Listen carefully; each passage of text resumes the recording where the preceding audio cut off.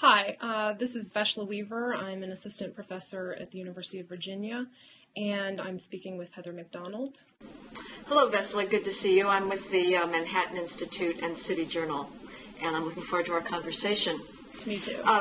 We're going to be talking today about an article that you have in the American Political Science Review, which is an extremely prestigious publication, I should say, called The Political Consequences of the Carceral State.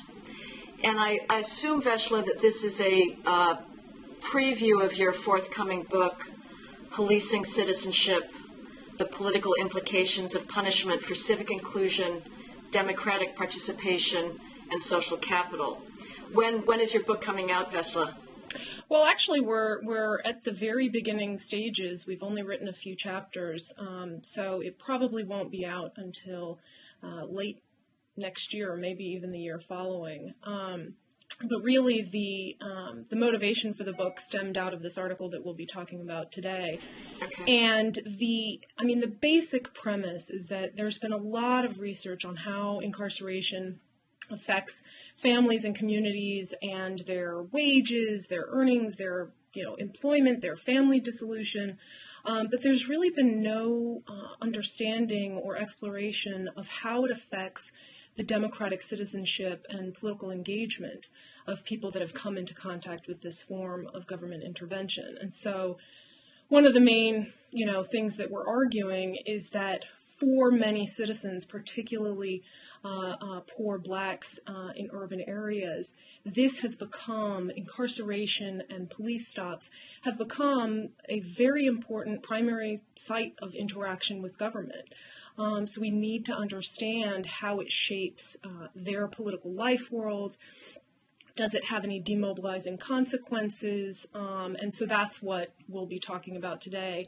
The article really draws on a number of social surveys, large and representative surveys, where we looked at the precise effect of having a punitive encounter on trust in government, on your likelihood of participation, net of other factors and underlying criminality, that kind of thing. But then we're also, we've gone to 4 cities and have looked at how people conceptualize this in their everyday experience. What do they actually say? And so we've done a bunch of over 100 face-to-face interviews with people who have had pretty significant levels of contact with the criminal justice system.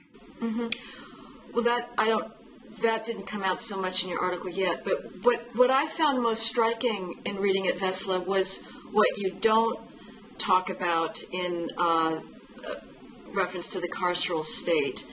You describe contacts with the carceral state as almost randomly distributed at best, as if it's some sort of weather pattern that moves into certain neighborhoods, or at worst, something that is racially targeted. You describe in your article on the first page, you say, quote, "Carceral contact is not randomly distributed, but is both spatially and racially concentrated. Mm-hmm. Incarceration and police surveillance are largely concentrated in certain cities, particular communities within those cities, or even specific neighborhoods. Mm-hmm. For example, almost 3/4 of the prisoner population in New York State originated from just 7 community board districts of more than 50 board districts in the city." Now, I would agree with the very first part of that statement, which is that carceral contact is randomly distributed, but what is driving its distribution is crime. And almost nowhere, or I would actually say virtually nowhere in your article, is the connection between crime and carceral contact even acknowledged. And the reason that policing and law enforcement resources are more heavily concentrated in certain neighborhoods is because that is where the vast disproportion of crime is occurring, and more importantly, where crime victims are found. And I think by leaving that out of your article, you lose what is the moral dimension of criminal justice and the fact that there's victims involved. And there's trade-offs. There well may be a loss in faith in the state on the part of ex-convicts, people that have been imprisoned. But there's also going to be negative effects on communities if crime is not responded to, and victims themselves may lose faith in the state if the police are not able to maintain some semblance of order in their neighborhoods. So I think that is something that is missing from your article that I think then affects how you present and how we respond to the carceral state concept. Thank you for that that response. I'm very glad you brought that up. It's definitely a central aspect of the book, and we deal very head-on with, well, what about crime? What about crime rises? What about crime affecting the communities that we're talking about? And I have a number of different responses. The first is that in our samples, and based on research I've been doing for almost 10 years now, crime in the Black community did not go up. So the share of crime, I can show you a graph, since 1950, Blacks have not become a greater proportion of crime if we take the very, unobjective measure using arrest rates, which is the only thing we have. And I should repeat this for our, watchers here, for our audience. We do not have any objective measure of Black crime. What we do have is arrest rates, and the share of arrests has not increased for Blacks. In fact, for Blacks, it has declined. Violent crime has declined more than for whites over the past several years. I would also say that we're also talking about some low-level offenders here, things that, the majority of people have at some point, and I will raise my hand and say I am one, committed a crime. And many people do not have the type of contact with the carceral system that others do. We know that. In the article, we are very clear to compare people who have done things that are criminal, who self-report having shoplifted, having done drugs, having sold drugs, but were not imprisoned, were not put on probation, were not arrested. And we find an independent effect of having that punitive interaction on demobilization and on lack of trust in government. Now, I'm not trying to dismiss crime at all. It is real. We've got more crime in this country than in other countries. However, we need to denaturalize the assumption that there are certain people that are sort of inherent criminals and they deserve to be locked up in the carceral state, and other people that aren't. We know that's not true. We know that there are more whites out there that sell drugs than Blacks, but they're not getting, I certainly, all the crimes I've committed in my life, I'm not getting locked up because I'm from a certain neighborhood and a certain socioeconomic status. Well, I don't think that it's a question of denaturalizing, and I don't think anybody is claiming at this point that there is any sort of essential predilection, but I think that there are some very objective measures of crime, and that is victims. And the victimization rate of Blacks is massively higher than the victimization rate of whites. In California, young Blacks are 14 times more likely to be homicide victims than whites. Shooting is pretty darn objective. There's not a whole lot of shooting incidents that are going undetected. In Brownsville, Brooklyn, the per capita rate of shooting is 81 times higher than in Bay Ridge, Brooklyn, just a few miles away. The victims of crime, I think, are a fairly objective source of information about crime that tracks arrest rates pretty well. So between the two of them, I think you've got a fairly decent sense of who's committing crime. And in New York City, according to victims and witness reports, 98% of all shootings are committed by Blacks and Hispanics. Blacks commit 80% of all shootings. whites, who are 35% of the population, commit 1.4% of all shootings. Given these disparities, again, it is blacks who are being victimized. You are going to have a very different police presence in certain neighborhoods. Again, in Brownsville, if there's an 81 times higher per capita rate of shooting, what that means is you're going to have a lot more instances where the police are flooding a neighborhood after a shooting incident. They're going to be stopping known gangbangers, trying to get information, trying to stop a retaliatory shooting. And so, you know, we hear oftentimes the chestnut about, well, people we recently had some drug busts in Colombia. Of course, there are people selling drugs in dorms, but street crime, violent crime is extraordinarily disproportionate. And it's also people in inner city neighborhoods who are asking for that police protection. And when the police are unable to protect them from shootings or from robberies, from muggings, or from just getting hassled on the street by dealers, they're the ones that also lose faith in government. And one of the big accusations against the police decades ago was that they didn't treat crime in minority neighborhoods with the same seriousness as they did in white neighborhoods. Yeah, let me respond to that. You've raised a number of really good points, and I have, I think, 4 responses to it.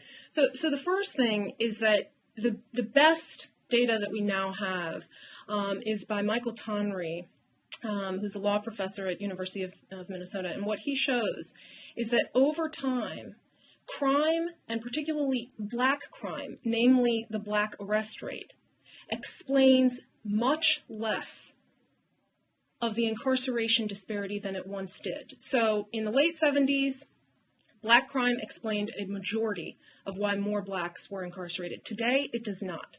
Today, in areas like drugs, there is 60% or 58% unexplained variation in black incarceration rates that has to do with, or in the racial disparity of incarceration rates that has to do with black crime. In other words, black arrests, higher black arrests, are not explaining why blacks are so vastly disproportionately likely to get locked up. The second point, so one is, unexplained variation. The second point is on police stops. So there's considerable evidence that police are overstopping blacks, even when blacks are not even controlling for criminal areas of neighborhoods. Blacks and Hispanics are much more likely to get stopped by the police, and they're much less likely to have contraband or to be in the commission of a crime. They're also more likely to be arrested. They're more likely to be booked. They're more likely to be tried and not given plea bargains. We know this. We have the statistical evidence to show it. The third, though, is that if you want to talk about crime and you want to talk about black crime, I'm happy to do so. Everybody wants to live in a safe neighborhood. Minorities deserve police protection just like whites do. But I would then ask you, Heather, quite directly, what is the reason for the higher black arrest rate? Why, if we can assume that arrests equal crime, why are blacks committing more crimes? And there the answer lies. Significant evidence has shown this. In dilapidated housing, poor neighborhoods, poor quality schools, low employment opportunities. In many of these neighborhoods, you have the majority of the black population has some sort of misdemeanor or felon record. Then they get turned away. We see this at UVA all the time. They cannot get jobs. I had a woman we interviewed. Wonderful woman, had a misdemeanor for cursing in public, for which she spent 4 days in jail. Okay? Now, UVA won't hire her. So we send her back out. We expect her to do something for her livelihood. And she can't get a job. So I guess my question then to you would be, higher black crime doesn't just arise out of, blacks are somehow innately more criminal, and I hope you don't want to go down that road. It comes from... We're not going to go down that road. Yeah, it comes from a lack of opportunity and poor schools. Well, so, that's a different, argument. The issue of cause is a different argument from whether there is, in fact, much higher levels of causality. Okay, well, I'll address that. But as far as there being a permanent or a large level of unexplained difference in crime rates versus incarceration rates. That's not the studies I've seen. I've look up Michael Conway's some of the Bureau of Justice statistics show that actually blacks are less likely to be convicted following serious crimes. They have longer sentences based on their criminal record. As far as the stop rate related to crime rates, in New York City, blacks are stopped at a much lower rate than their level of violent crime. Again, the violent crime rate given by the victims and witnesses to those crimes reporting. What so study either is that? either they're because I've seen studies that show the exact opposite. It's the raw data that comes out of the NYPD and the RAND report that looked at racial profiling verified this. The blacks are 66% of all violent crime offenders. Again, based on the victims and witnesses to those crimes, they're 55% of all stops. They're actually understopped. As far as the fact that a criminal record hurts you in getting a job, there's no question. But it also is a hurt to be a victim of crime. That is as much of a can be as much of a disincentive to participating in civic life if you have been mugged or raped than something that is actually within somebody's control. As far as what the reasons for the higher black crime rate, which I just don't think can be disputed, homicide, nobody is questioning homicide figures nationally. Blacks have a 7 times higher homicide rate than whites and Hispanics combined. I would look at out-of-wedlock birth rates. These two are highly geographically disparate. In Brownsville, in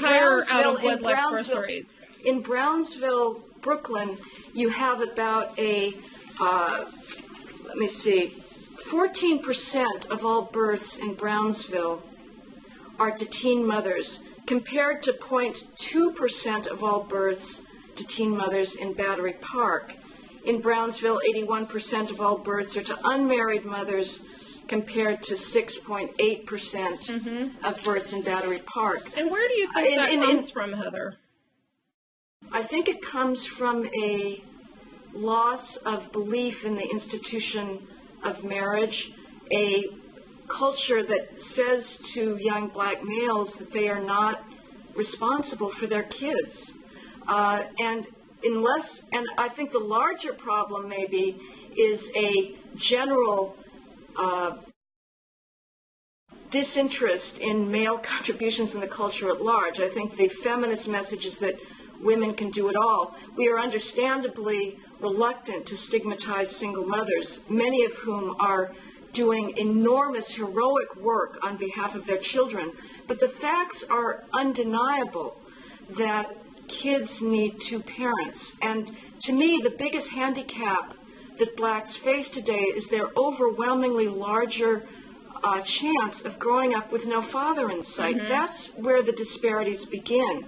At my gym, I see these is it some of the reason that fathers are missing due to incarceration?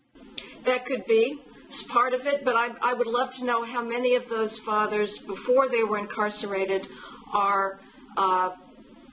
were participating in the home or were married to their children.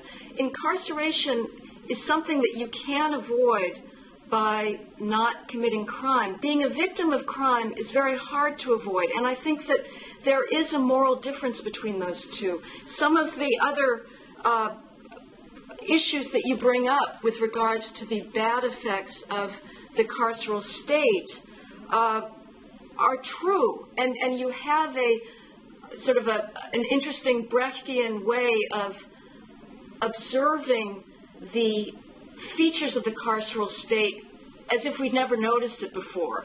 And so you point out, for instance, in your description of the book, we argue that institutions of criminal justice have become an important site of political socialization, such that encountering coercive forms of state power results in heightened cynicism toward legal and governmental institutions, disruption of social networks, and stigmatized citizen self-understanding. Mm-hmm. Well, as far as the heightened cynicism toward legal and governmental institutions, if Bernie Madoff or Jeff Skilling or Fastow said, you know, I'm really cynical about governmental institutions because I've been put into jail and, you know, I'm now angry at the state, I think most of us would say, who cares? The fact that you have a heightened cynicism may show that you have not taken responsibility for your crimes, that you were the one that put yourself in prison. So these sorts of effects don't really mean as much compared to what it is to be a victim of either street crime and somebody stealing from you on the street, which is unavoidable, or if you have been the victim of white-collar crime and your assets have been stolen. So there's a moral dimension between being able to avoid these negative effects of incarceration through abiding by the law and being a victim of crime, which is something that you really don't have any control over. Let me interject right there because, you know, I am concerned with victims. I've spoken to a lot of people who were both perpetrators and victims, but I will say this, the concern with victims is really curious to me coming from the right. When people such as yourself are not willing then to reinvest in these communities, to actually put in the hard work of rebuilding institutions, good schools, good neighborhoods, drawing in businesses, okay? And so we're okay with talking about, oh, how poor these black victims are in these neighborhoods. But I don't hear you saying, but what we can do to reduce that is to invest in good schools and to make sure that blighted neighborhoods don't continue and to desegregate and to deconcentrate poverty. I don't hear you saying that. And to me, that's a better public safety response than, well, let's take a group of impoverished people doing very poorly, chronically jobless, okay, maybe not the fathers, you know, not doing a good role in the family, and let's lift them out of these neighborhoods, throw them in jail, saddle them with the criminal record so that when they get out, they have absolutely no chance of reintegrating and rehabilitating into a productive life. And then, you know, we'll wave our hands at the rest. We've done our job for black victims. What I want to hear a discussion of is what exactly do we need to do to get that black arrest rate down? And it's not, I'm sorry to say, it's not, oh, well, black people need to lift themselves up. You don't say that to a group of people who right out of under the thumb of Jim Crow and extreme discrimination, extreme levels of concentrated poverty and bad neighborhoods, and tell them, well, you know what, do better for yourself and your families, start being good parents, and you won't get locked up so much. Okay, you just don't, the conversation needs to move beyond that. I'm tired of the, you know, well, blacks are more criminal, therefore let's just lock them up. Well, no, we need to investigate. How did they get to this position? You don't take a group of people who have endured something that no other minority group in the United States has come close to, and then expect them, well, take your $100 a week, no benefits McDonald's job, stay out of trouble, and don't take the $5,000 that you're going to get through selling drugs, and that's all you've learned in your neighborhood. Just pull it up from your bootstraps. I'm tired of that conversation. We need to move beyond that. I don't think that's what the conservative conversation is. I think what the conservative conversation is that there are people right now in inner city neighborhoods who are completely law-abiding, who are doing their best to raise kids lawfully, and their lives have been blighted by the failure until the 1990s to be able to get criminals off the street. The best, most effective inner city program that has been devised since the war on poverty was CompStat policing in New York City. That allowed neighborhoods that had been existing under the thrall of drug dealing on every single corner of Lenox Avenue, so people could not go out without feeling like they were at risk of some drive-by shooting. When Bratton came in and said, no, actually, we are going to start targeting police where crime is happening and holding commanders accountable, ruthlessly accountable, no more excuses for a crime rate in the inner city that was 10, 20 times higher than in the rest of the city. No more excuses for those commanders. If you can't get crime under control, you're out of here. That allowed those neighborhoods to bloom again. Jobs were created. Kids were able to learn to ride their bicycles on sidewalks, which they hadn't been able to do before, and gave them a semblance of life. There's plenty of people who are law-abiding, and when you go to police community meetings in the 23rd Precinct in Harlem or the 28th, what you hear from those people is, why can't you get the dealers off the street and keep them off the street? Their loss of confidence in government, which is something that you're worried about from ex-felons, is when police can't respond to their needs. They want civic sidewalks. They want order. I heard an elderly woman complain that there were kids hanging out on her stoop. And she said, why can't you use trespassing laws to get rid of this? And that the police came out and said, well, we really don't have the same authority under trespassing laws that we had before. So I think the message that I hear is that we want the same expectations of adherence to the law as anybody else, and we're not going to make excuses for the people in our community that are threatening us and are creating a different standard for behavior than it pertains on Park Avenue. As far as schools, I don't think you can accuse conservatives, and again, I know you don't mean to, and I don't mean to simplify this into some Manichaean liberal versus conservative debate, but I think generally it is certainly not the case that conservatives have not been talking about school improvement. This is an absolute obsession on conservatives' part with regards to school choice, if you or better selection of teachers, a greater ability to follow what's happening in schools. That there's huge support for the KIPP schools, which start with an ethic of self-discipline, high achievement, no excuses for not doing work, high expectations on parents. So I just don't think it's the case. But nothing has saved minority lives more than policing. You worry about ex-cons coming out of prison and having a slightly diminished rate of voting or registering to vote. Well, the hardest way to vote is if you're dead. And there's 10,000 minority males who are alive today who would have been dead had crime rates and homicide rates in New York remained at their 1990s levels. So I would say that the first civil right that you can give people is the right to live without fear of crime. The way that sounds exactly like Nixon. He actually said that. Well, to me, okay, no, the what's first civil right is having good jobs, being able to grow up in a neighborhood where that is not going to be your predetermined route.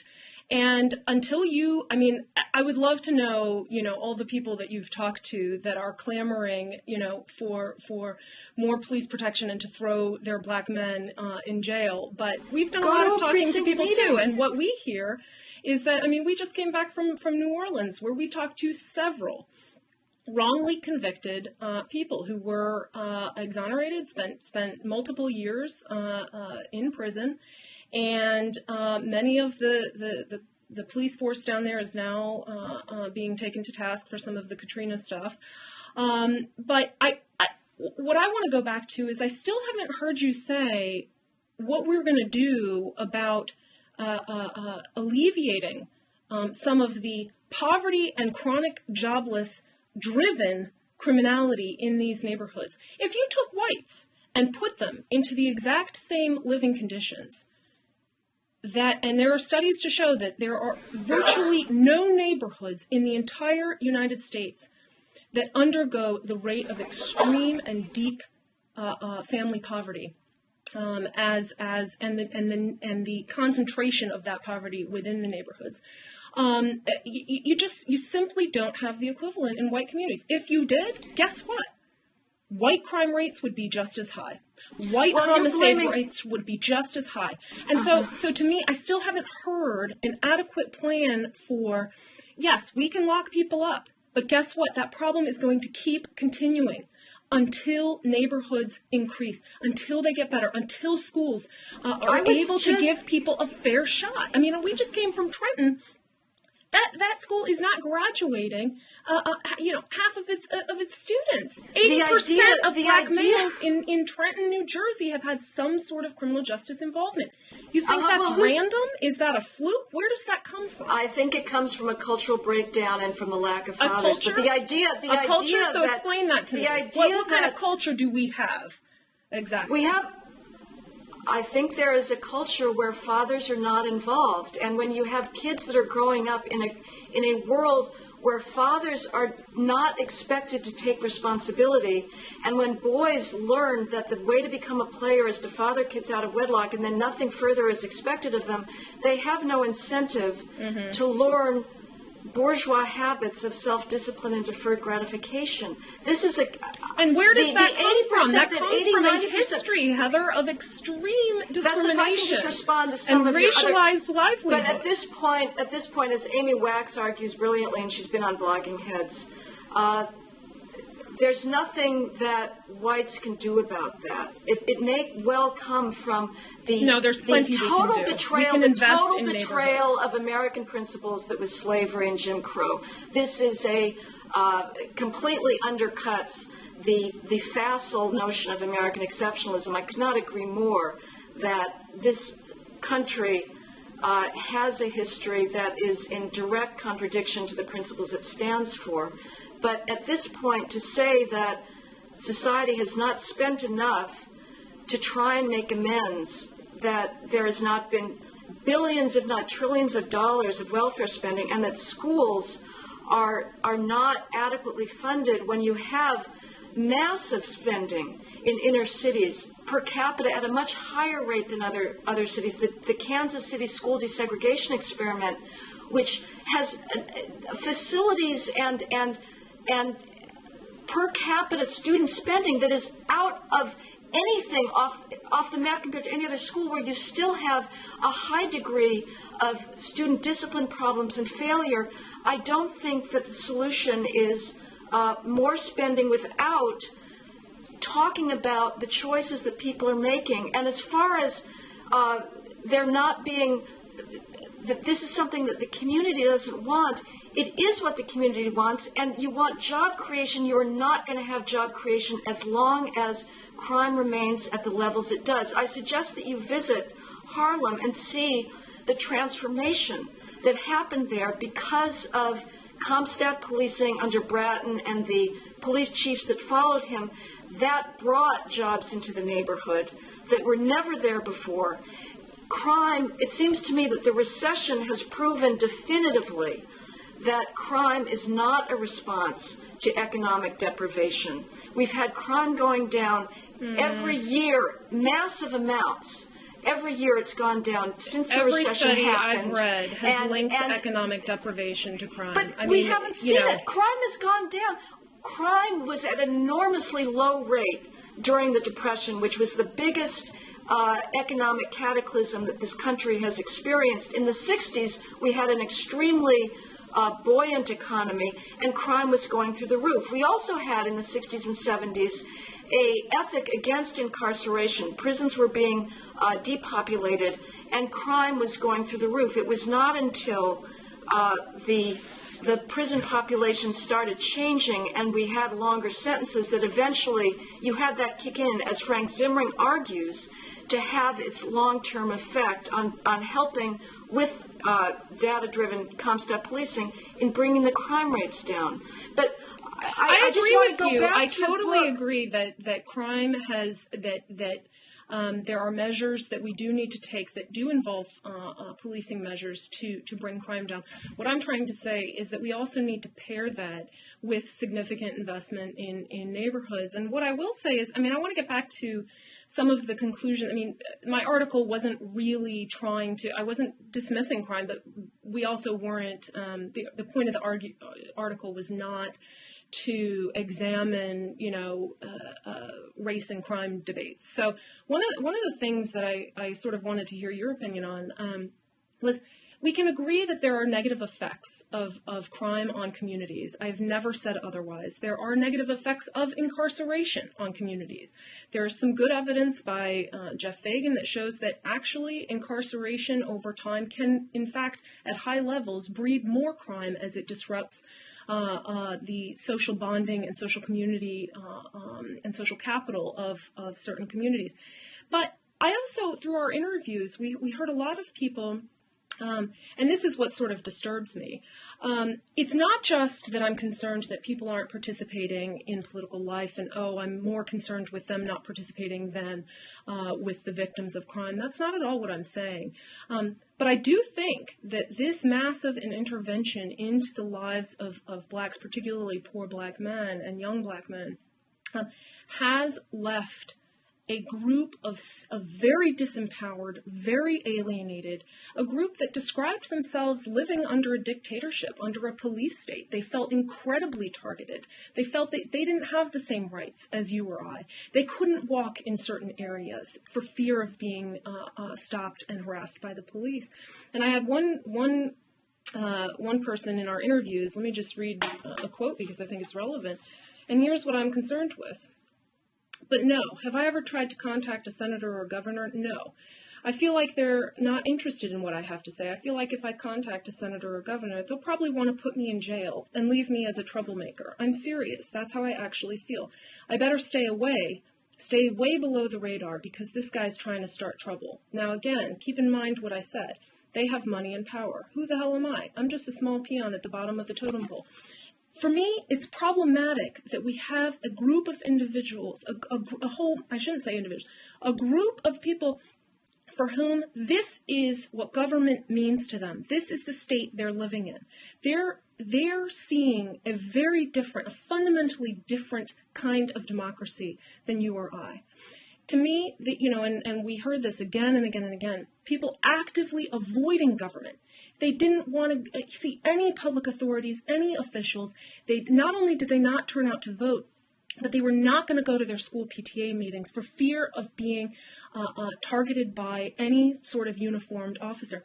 To me, that sort of avoidance, that high-level avoidance of government, means that there's a group of people out there who are not participating. They feel like they're subjects not participants in a democracy. There's no question that there is higher police presence in inner city neighborhoods. When you have an 81 times higher per capita rate of shootings in Brownsville than Bay Ridge, I don't know how you think the police should respond that isn't going to produce a different level of police presence. Well, hold on a second there, because the best article I have seen by Gelman et al., Andrew Gelman, has shown that blacks, that even controlling for crime levels in various precincts and areas of inner city New York, blacks were much more likely to get stopped than whites, and they were more likely to be innocent of whatever they were getting, stopped. That's not true either. The identical proportion I'll send you the article. You're talking in bivariate statistics. The identical proportion of people that are stopped are arrested or cited for a crime, whether they're black or white. The rate of picking up guns is identical between blacks and whites. So, but again, yes, there's no question that there are sort of externalities to growing up in a high crime neighborhood. You worry about black youth that are worried about going to the PTA meeting, but there's people that are worried about getting shot. You had mothers that weren't able to have their kids on the street. You're setting up this dichotomy that I'm simply not saying. I'm not saying that people aren't worried about getting shot. Look, they have to take care of that first. Unless you bring crime down, you cannot have civic engagement. And what do you think? Again, I'm curious as to what you think is the proper response on either the individual's part to crime or on the state's part. You say that you talk about the unequal transactions of custodial contact. You say custodial contact occurs via one-way transactions where citizens are passive subjects acted on by authorities, not responded to by representatives, where decisions are made about them, not in response to their claims, where their input in decision-making is minimal, and where they are objectified and dependent rather than equal participants. Okay, well, that's true if you've committed a mugging, but if you're the victim of a mugging, you're also an equal participant, and you have no say in the matter. So, to me, there's, again, a moral dimension of let's be concerned about whether criminals have loss of faith in the state, but people that are the victims of crime have no say whatsoever. So how do you think the state should treat criminals? And you also worry about the stigma that attaches to criminals. You say that custodial populations inherit a stigma consciousness. What do you think we should do differently that would not produce the negative effects in criminals that you worry about? I think there's several things, but first I'd like to say that, most of the growth in Black incarceration rates has been driven by drug offenses. Now, we know that Blacks are no more likely to sell drugs, they're no more likely to do drugs than whites, but they are, whatever the percentage is, it's the majority of those getting arrested and confined on drug offense charges.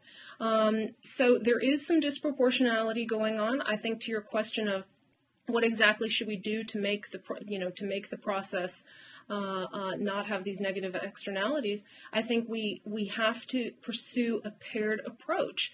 We have to not just talk about locking people up. In Virginia, we've eliminated parole, so we spoke to many people who had a very, very low-level offense. I mean, I'm talking things like public drunkenness, cursing in public, possession of a small amount of drugs, little shoplifting. So, and they're locked up for these inordinate amounts of time. Then they're let off. They're not given parole. They're given virtually no rehabilitation, virtually no educational programming. They come back out with little no means to make a livelihood. And guess what? Then we say, aha, well, too bad when they get locked back up. I would be in favor of pursuing a strategy that gives people more education, more opportunity, trains them for a job while in prison, and that does not consistently lock up for really silly offenses. Again, the person who cursed in public and landed in jail for 4 days and then had trouble getting a job. What kind of public safety is that? Now, I'm not, you keep going back to this, well, what about the victims? What about the victims? I'm not unconcerned with the victims, but I do think you've got to get at the root of crime. A lot of our interviewees, the first interaction they had was at 8 years old. That does not come from just, Blacks are somehow just more criminal because of the culture that they occupy. That comes from an extreme vacuum of opportunity and over-policing. And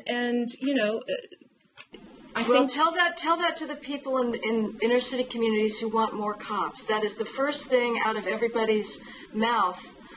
They also want a lot of other things, Heather. They also want jobs. They want more cops. They want jobs. They want good wages. You're not going to get businesses moving into a high-crime neighborhood. As far as the rise in incarceration rates being based on drug crimes, that's just not the case. The highest rate of the speed up in the incarceration rate was in the 80s. And even then, violent crime was more responsible for the rise in incarceration than drug crimes. And since then, violent crime has overwhelmingly driven the rise in incarceration rates. Since 2000, all of the rate in increase in incarceration has been driven by violent crime, not drug crime. Well, in the 80s, it was driven by drug crime. No, it was 36% in state prisons. Of the increase was violent crime versus 33% from drug crime. So it was close, but it was still higher for violent crime. And currently, about 3/4 of all state prisoners, which is where the massive 88% of all prisoners are in the state system are for violent crime and property crime. I do agree, of course, that there's been a massive increase in drug incarceration and drug arrests. There's no question, but still, and the overwhelming low-level arrests for stuff that you or I would never get arrested for. Listen, the woman that you talk about, she is not the majority of people in there, and I would like to know what the circumstances of that were and what her record was, what went on before that. If this is some arbitrary miscarriage of justice, obviously that needs to be looked at. But I don't think that you're arguing that on balance we have people in prison who are innocent, that there is a massive miscarriage of justice, or that they have not had a fair trial. And my sense is, you talk about the messages that are being sent by the incarceral system. You say the carceral state creates a demarcation between the law-abiding citizen and those branded as deviants. Not surprisingly, those signals are internalized by custodial populations who inherit what one scholars term stigma consciousness. I've been to prisons. I think that they are trying to rehabilitate. I went to the county jail in Grand Rapids, Michigan. The people there who were more low-level offenders were living in a sort of a dormitory-like situation and were getting constant work training. They could go to a room and get computer assistance for job training. I think the state is actually trying to help people. The idea that there's nothing being done, I think, is incorrect. And while I appreciate the effort to sort of describe the system from scratch and to alienate us from it and say, well, we're branding people as deviants, how do you think we should brand somebody who has raped somebody or who has robbed them at gunpoint? What do you think is the appropriate state response to them? You say you want less parole, infractions so people aren't sent back, more job training, but at some point, these are people who have decided to step outside the social order, and it is a voluntary transaction that they've engaged in that's gotten them into this situation. Mm-hmm. I guess my underlying belief is that it's not so voluntary a choice. As I said before, and maybe I'll get in trouble with blogging heads for saying this, live, I guess, or recorded.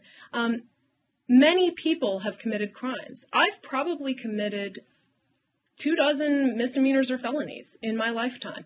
I've never had the fear of interacting with the punitive criminal justice system. The reason for that is that I didn't ever have to, in white communities, in suburban communities, kids do drugs all the time. They sell drugs, they shoplift, they drive their parents' car without a license, they, get in fistfights in school, what have you. They are not distributed the same punitive response as black kids growing up in the inner city. And so, as a result, I've never had a criminal record. I don't have fear of getting a job. I'm sitting here proudly as a professor at University of Virginia. For a lot of people that are locked up for very small things, order maintenance offenses, small things that don't even necessarily have victims, we are creating a class of people who are going to be disempowered. They're going to fear the state. They're extremely distrustful of government. They fear their interactions with any authority. They're not going to go out and join groups that might help their communities.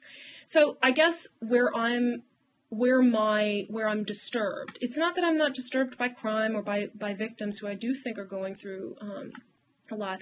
I'm disturbed by that fact, by the fact that we can have, in one of our surveys, the majority of people, and this was a general survey of youth who were 18 to 26 years old, the majority had committed some crime in their lifetime.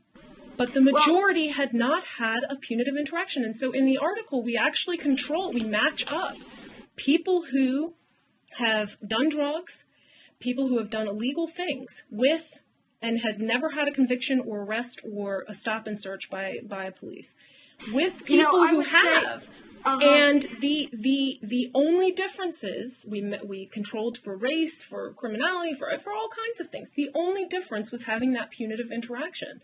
So I think Vesla, if I can just say, your UVA is nothing like what Brownsville or Central Harlem was like before Comstat policing. If it had been like that, if you had had crime levels of that level, you would have no students to teach because parents wouldn't send their kids there. I just can't emphasize more the 81 disparity figure. Per capita rates of shooting that are 81 times higher. That is not an artifact of excessive drug enforcement or broken windows policing. That is violent crime, and that is what distinguishes inner city communities from non-inner city communities. And if you want to have a police response that is based on racial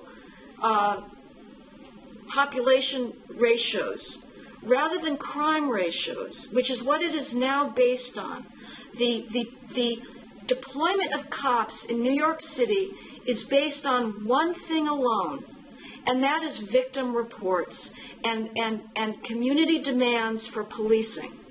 That's what's sending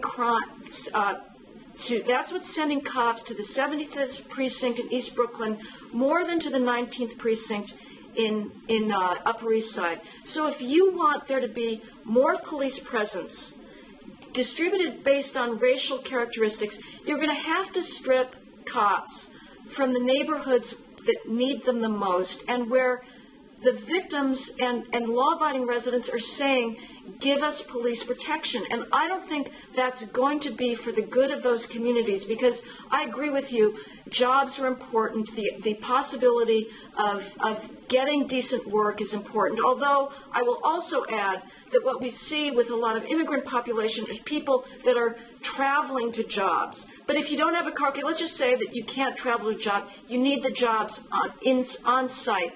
You're not going to get that when people are worried about getting stuck up at gunpoint. And so you have to take care of that. And there is a crime tax. If you grow up in a neighborhood with high crime, you do stand a greater chance of getting stopped and frisked. But I would say the response to that is to bring crime rates down. I would also, one thing that occurred to me in reading your article, you're arguing basically that by having contact with the custodial state, by getting arrested or convicted or serving time, you have a lesser chance of voting, of participating, although I would say that the drop-off in civic and political participation that you show is fairly slight. These are not large numbers.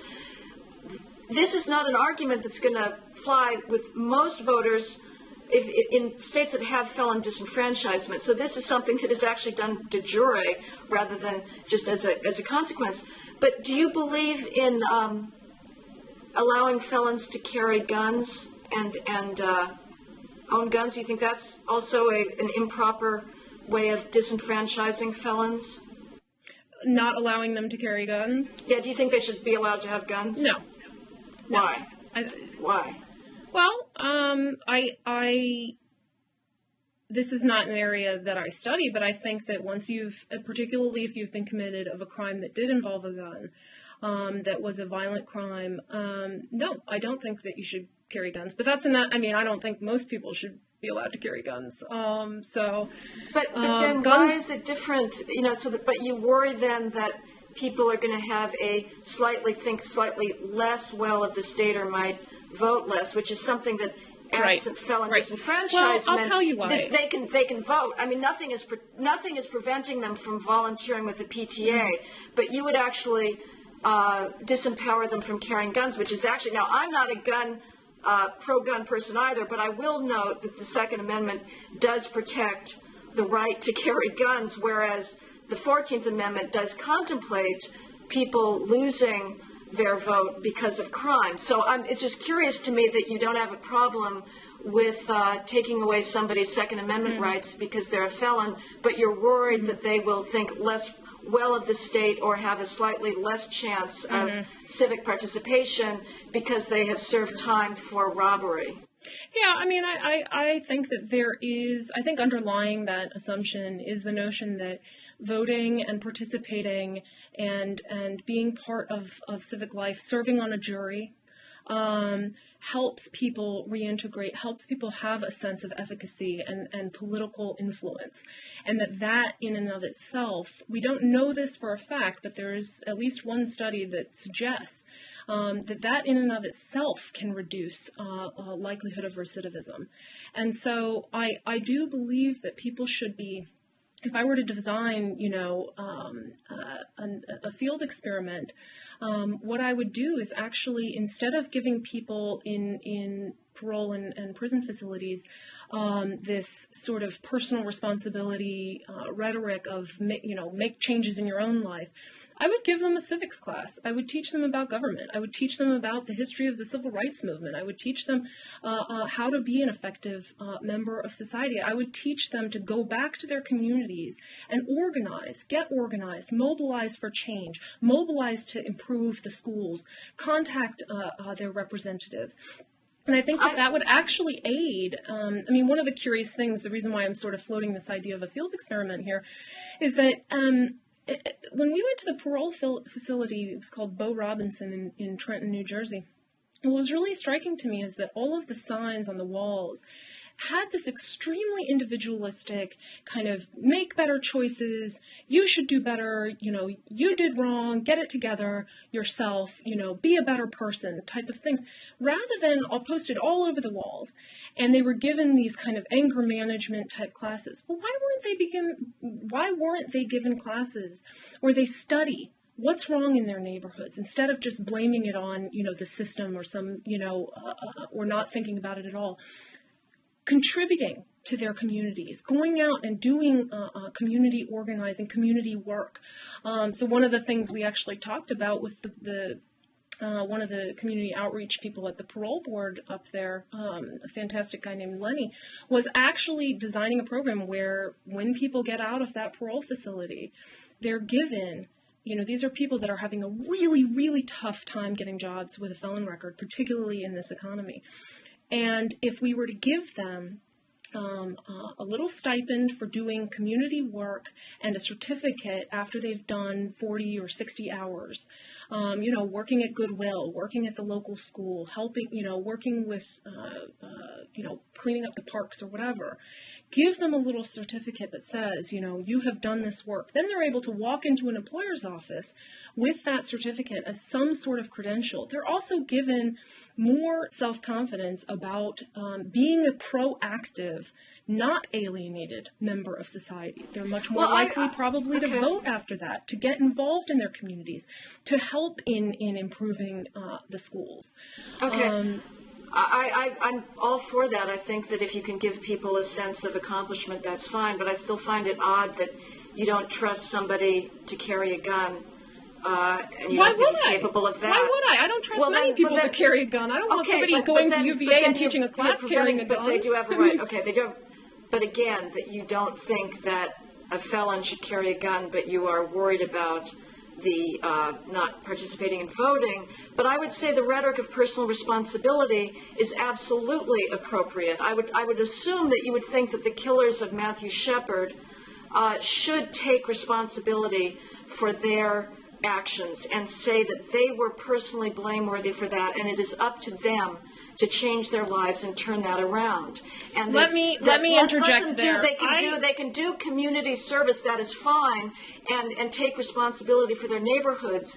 But I think that I have talked to many prisoners, as you have. I mean, we both have. I have talked to many people who say that in prison they did start confronting themselves and realize that they had the capacity to change and that the change had to start with them. That doesn't mean that they shouldn't learn about civic participation and have outlets to better their communities. That's fantastic. I'm all for restitution. I'm all for learning how to give back to your community and learning how to give back to your victim. But I see nothing wrong with a rhetoric of personal responsibility, because ultimately I don't, with you, think that crime is not a voluntary choice. I think that it is, and sending it's completely that message, voluntary. Is it divorced from what neighborhood you grew up in? Yes, it is, because there's lots of people, the majority of people in the inner city are not committing crime, but those that are turning that place into a situation that is harder for businesses to locate. It's harder for kids to get to school without fear of crime. So the majority of people everywhere are law-abiding, but there's certain neighborhoods that have to have greater police presence. So let me ask you this. Would you be willing to have... Aren't we? Would you be willing to then... wind it down? Pardon? I don't know if I think we're probably getting to the end point here, so we should maybe think about winding it down. Sure. Would you be willing then to, almost in Rawls's original position, would you be willing to switch places with somebody that grows up in a neighborhood where the schools are really terrible and they've got virtually no job opportunities, and then we can measure whether you're more criminal or not, or whether you're more likely to participate in the drug economy because you have virtually no other job opportunities? Would you be willing to take that bet?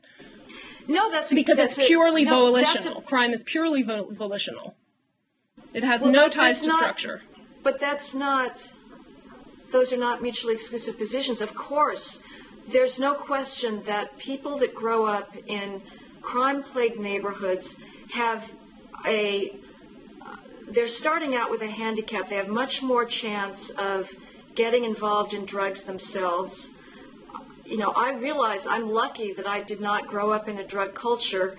If you're exposed to that, I don't know how I would respond if I was constantly surrounded by drug use and drug taking. But that doesn't answer the question of what is the best way to try and equalize those two neighborhoods. There's no question that it is much harder to grow up in those neighborhoods. But I would say that, again, the best government program that New York City has seen that has done most to turn around the inner city is not welfare on demand. It's not the welfare rights revolution. It's not community development block grants. It's not the massive amounts that we have poured into schools. It has been CompStat policing. Nothing else brought those neighborhoods up to a comparable par where people wanted to live there, where jobs were created, where people could walk around without fear of getting mugged, than policing. So you have to start with that. And I would say also that sending a message of personal efficacy rather than